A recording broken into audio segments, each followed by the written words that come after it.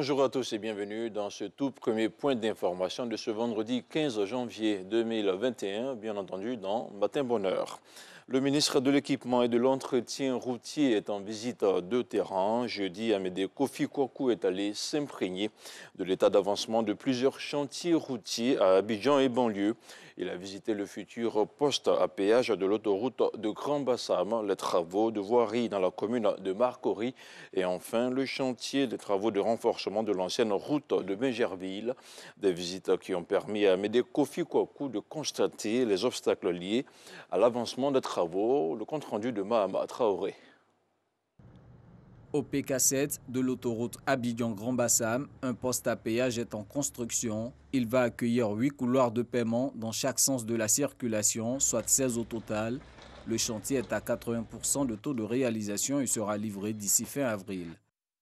C'est un financement qui a été obtenu avec la Chine et une des conditionnalités, c'était qu'on mette un péage. Et c'est ce que nous sommes en train de faire. Mais tous les quartiers qui sont donc attenants, nous devons pouvoir permettre à nos compatriotes qui habitent ces quartiers-là de pouvoir accéder. Donc nous avons regardé comment est-ce qu'on peut faire des voies pour leur permettre donc d'accéder sans passer par l'autoroute pour ceux qui ne veulent évidemment pas payer. Nous sommes vraiment satisfaits des travaux. Malgré ces satisfecits, le ministre de l'Équipement et de l'Entretien routier constate la construction d'habitations dans l'emprise même de l'autoroute, un problème qu'il entend résoudre avec le concours de la mairie de Port-Bouilly. En partance pour une autre visite de terrain à Bingerville, Amédée Kwaku fait escale sur le boulevard Achalm de Marcory. Les travaux de réfection de ce boulevard connaissent un ralentissement du fait de constructions qui obstruent l'évacuation des eaux usées et pluviales. Amédée Kwaku lève le ton face à ces actes d'incivisme. Je ne suis pas d'accord. On ne peut pas accepter que dans un pays, on fasse des choses comme ça. Ils ont une autorisation. Qui leur a donné? Vous avez une autorisation? Ils n'ont pas le propriétaire. Je dis, vous avez une autorisation? Ils n'ont pas d'autorisation. Alors si vous n'avez pas d'autorisation, on enlève tout. Cap sur Bingerville, non pas par le boulevard Mitterrand, mais par l'ancienne route en cours de renforcement et même de prolongement depuis le village d'Akwedo. Un linéaire de 7 km en 2 fois 2 voies. Nous avons quelques problèmes au niveau de l'assainissement, mais qui vont trouver très vite des solutions. Mais aussi, nous avons un problème de déplacement des réseaux. Pour que cette route se fasse, il va y avoir quelques personnes qui vont être déplacées. Aujourd'hui, tous ceux qui vont à Bingerville sont obligés de passer par le boulevard Mitterrand. Ça crée des engorgements importants au moment des heures de pointe. Et donc, lorsque cette autoroute sera terminée, je pense que ça va désengorger toute la zone qui passe depuis Faya, Carrefour à Bata, jusqu'à redescendre vers Bingerville. J'ai demandé de mettre à disposition certains plans de ces lotissements-là pour que nous puissions ensemble regarder et puis lever tout équivoque pour permettre à ces opérateurs qui travaillent pour l'État et qui travaillent pour le bonheur de ces populations de lever tout équivoque pour que les travaux puissent bien avancer. Cette deuxième principale voie d'accès à Bingerville va coûter à l'État 15,6 milliards de francs CFA. Les travaux ont démarré le 1er septembre dernier pour un délai de 24 mois. La CPI, la Cour pénale internationale, s'active pour le dédommagement des victimes des crises survenues en Côte d'Ivoire. La responsable des programmes du Fonds au profit des victimes a rencontré la ministre de la Solidarité, de la Cohésion sociale et de la lutte contre la pauvreté. Aude Le Goff tenait à faire le point de la préparation de ce programme d'assistance qui sera bientôt dans sa phase active. On en parle avec Serge Coléa.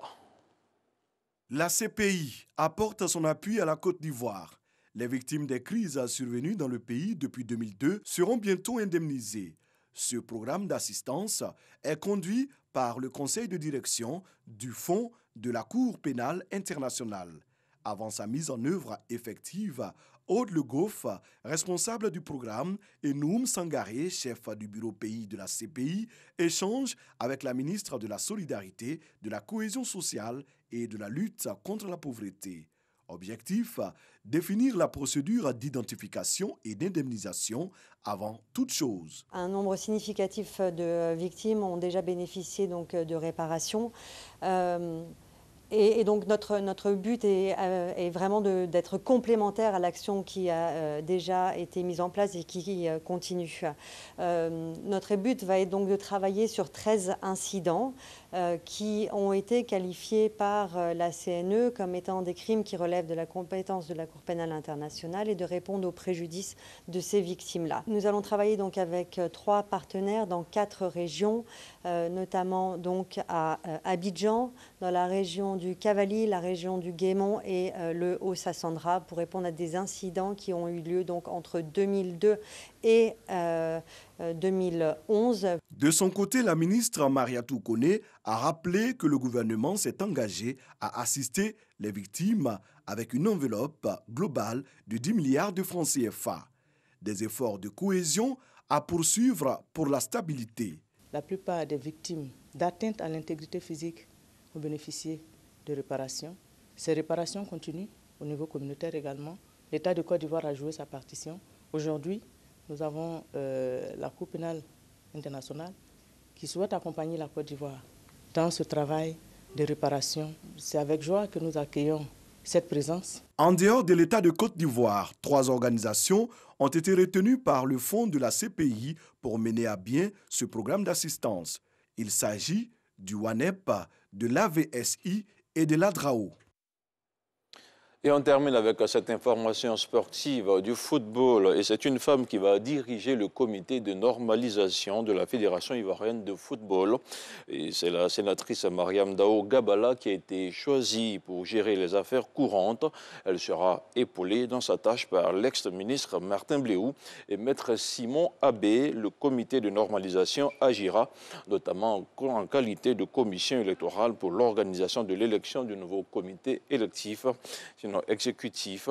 Il va aussi gérer les affaires courantes de la Fédération ivoirienne de football. Il va réviser partiellement les statuts et le code électoral de la FIFA afin de garantir leur conformité, avait prévenu l'instance de football mondial.